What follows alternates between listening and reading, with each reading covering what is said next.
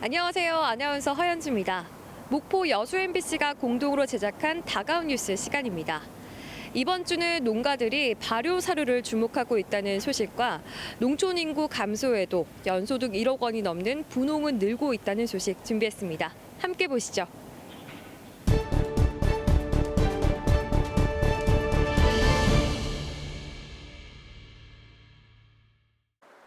(30년) 넘게 소를 키우고 있는 김치호 씨. 산지 소값은 떨어지는데도 배합 사료값이 계속 오르면서 걱정이 이만저만이 아닙니다. 이 사료값이 워낙 오르다 보니까 소 시세는 내리고 이 적자로 간다고 봐야죠. 국제 곡물가 폭등으로 배합 사료값이 급등하면서 농가들이 발효 사료에 눈길을 돌리고 있습니다. 발효 사료는 풀과 곡물, 밀생물을 섞어 숙성시켜 만드는데 소화 흡수와 육질 개선에 뛰어나다는 평가를 받고 있습니다. 반면 가격은 배합 사료보다 10% 이상 저렴해 사료 시장 판도가 점차 발효 사료 중심으로 바뀌고 있습니다. 발효 사료를 생산하는 한 축협 공장은 밀려드는 주문을 맞추느라 생산 라인을 풀 가동하고 있습니다.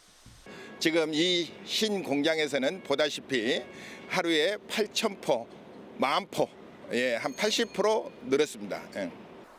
한우 사육비의 절반가량을 차지하는 사료비. 배합 사료 원료 대부분을 수입에 의존해 농가는 국제 곡물가에 민감할 수밖에 없습니다. 방치되는 갈대와 풀까지 활용해 만든 발효 사료는 생산비 부담이 날로 커지는 한우 농가의 단비 같은 존재입니다. MBC 뉴스 문현철입니다. 총 물동량 기준 국내 2위 항만의 여수 광양항. 여수 광양항의 올해 1분기 총 물동량은 7천만 톤입니다. 지난해 같은 기간에 비해 2% 감소했습니다. 석유화학 제품 중심의 물동량은 소폭이나마 증가했지만 제철 원료의 물동량이 줄어들면서 전반적인 물동량 감소 추세로 이어졌습니다. 특히 사고로 수리로 인해서 석탄 수입량이 최근에 줄었기 때문에 광양항 1분기 총 물동량은 2% 정도 감소하고 있고 6월 이후로 이러한 물동량이 정상화될 것으로 예상하고 있기 때문에 총 물동량은 3억 톤 정도 저희가 예상을 하고 있습니다. 여수 광양항의 올 1분기 전체적인 물동량 감소세 속에서도 광양항 컨테이너 물동량은 깜짝 실적을 기록했습니다. 올해 1분기 광양항의 컨테이너 물동량은 20피트 컨테이너 기준 54만 개, 전년 동기 대비 8.3%가 증가한 겁니다. 특히 미국 물류 대란과 중국 상해 봉쇄 조치에 따른 한정 물동량이 68.4%나 증가했습니다. 광양항의 올해 1분기 컨테이너 물동량 증가 실적은 부산과 인천 등 다른 국내 항만들과 비교해 가장 높았습니다. 상위 10개 선사를 중심으로 해서 저희가 타겟 마케팅 활동을 하고 있고 금년 1분기에 아프리카 항로 및 그다음에 베트남 신규 항로가 취항하였기 때문에 이러한 성과로 국내 항만 중 가장 큰 성장세를 보여주었습니다. 코로나19의 엔데믹 전환 추세 속에서 세계 물류 시장도 서서히 안정세를 보일 것으로 관측되고 있지만 아직까지 대내외적인 위험 요인이 적지 않습니다. 중국 정부의 주요 도시 봉쇄와 우크라이나 전쟁 등 국제 이슈가 장기화하면 수출입 물류 시장에도 차질이 빚어질 수밖에 없습니다.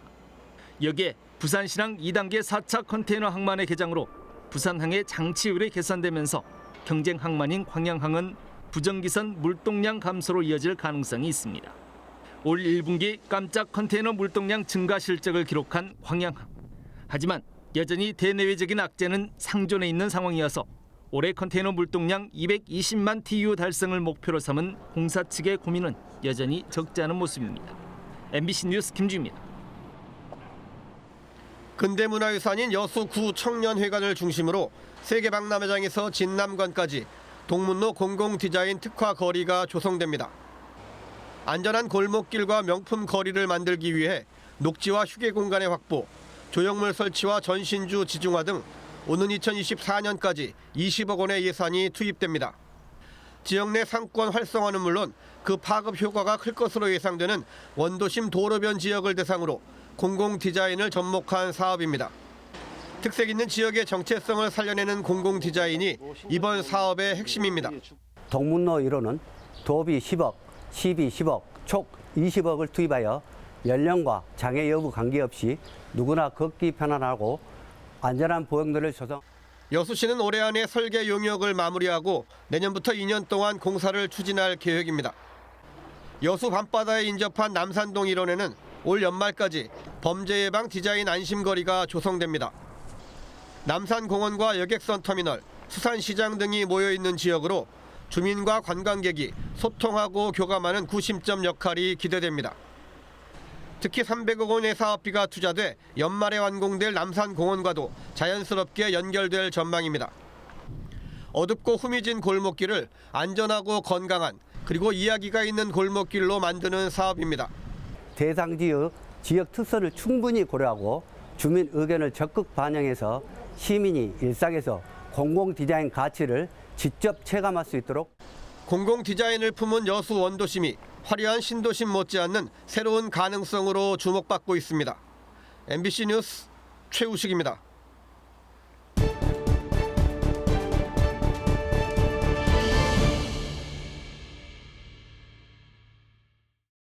가족이나 지인을 사칭해 신상 정보를 얻거나 해킹 프로그램으로 휴대폰의 개인 정보를 빼가는 이른바 메신저 피싱. 피해자 계좌에서 돈을 빼가는 보이스 피싱과 달리 확보된 개인 정보를 이용해 피해자 몰래 대출을 받아 가로채는 방식입니다. 말투가 아들 말투하고 비슷하더라고요. 아빠한테 이랬어 저랬어 뭐 이런 식으로 하잖아요. 그래서 전혀 의심을 안 했어요. 지난해 발생한 전화금융 사기 피해액은 1,682억 원. 이 가운데 절반이 넘는 금액이 메신저 피싱 사기였습니다. 메신저 피싱은 어떤 계좌에 피해가 발생했는지 곧바로 파악하기가 어렵기 때문에 즉시 계좌 지급 정지를 하기도 힘듭니다. 메신저 피싱은 좀 달라요. 그거는 그 피해 확인이 금방 확인이 안 돼요. 메신저 피싱은요. 정확하게. 핸드폰이 이미 무력화돼 버리니까 대출이 됐는지 안 됐는지도 알 수가 없죠. 그렇다면 사기범들은 어떻게 대출을 받는 것일까? 휴대전화로 계좌를 만들려면 은행 앱으로 신분증을 촬영해 전송해야 합니다. 하지만 실제 신분증이 아닌 신분증을 찍은 사진을 촬영해서 입력해도 본인 인증을 할 수 있습니다.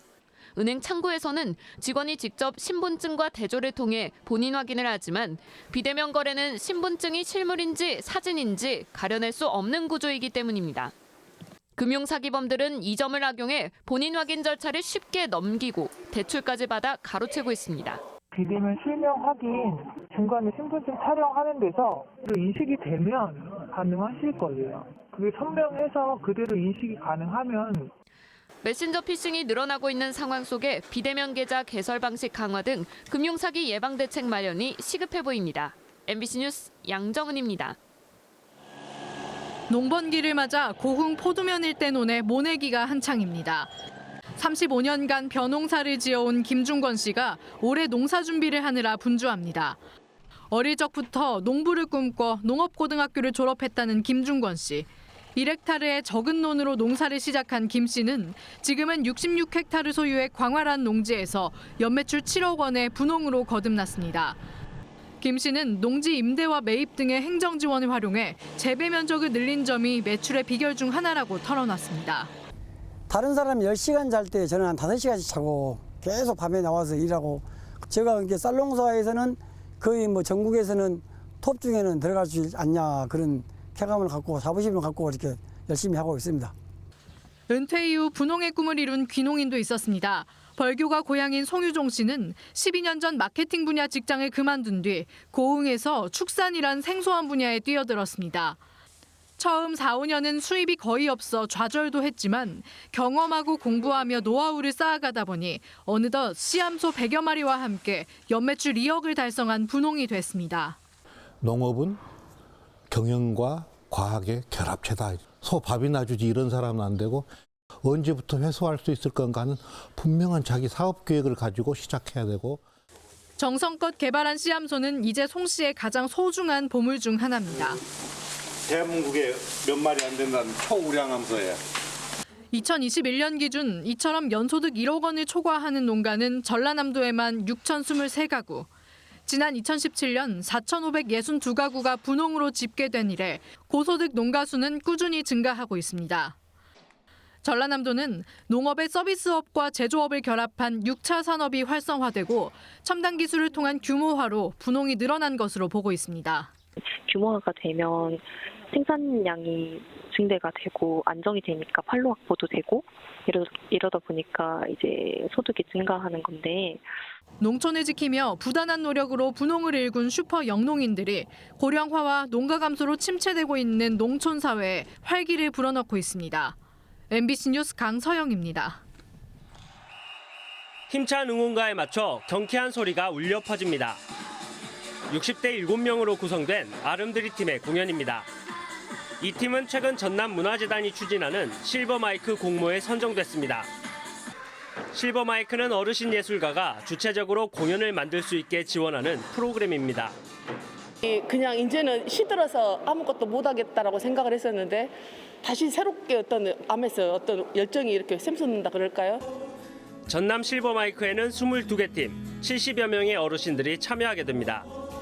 노래와 연극, 국악과 마술 등 주제와 방식도 다양합니다.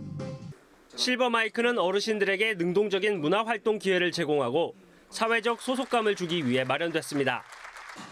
오는 11월까지 매달 마지막 주 수요일이나 주말에 전남 관광지 등에서 공연을 펼치게 됩니다. 실버마이크 사업은 올해 처음 실시하는 사업인데요. 마지막 주에 문화가 있는 날 행사 그 주간에 우리 지역 곳곳에서 공연을 펼칠 것입니다. 어르신 예술가들이 꾸미는 무대는 과연 어떤 모습으로 연출될까? 실버마이크의 첫 공연은 5월 25일 무안군 남악중앙공원과 곡성군 섬진강 기차마을에서 진행됩니다. MBC 뉴스 박종호입니다.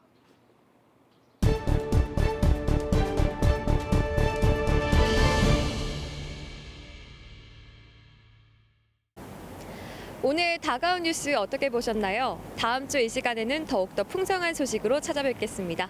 시청해주셔서 고맙습니다.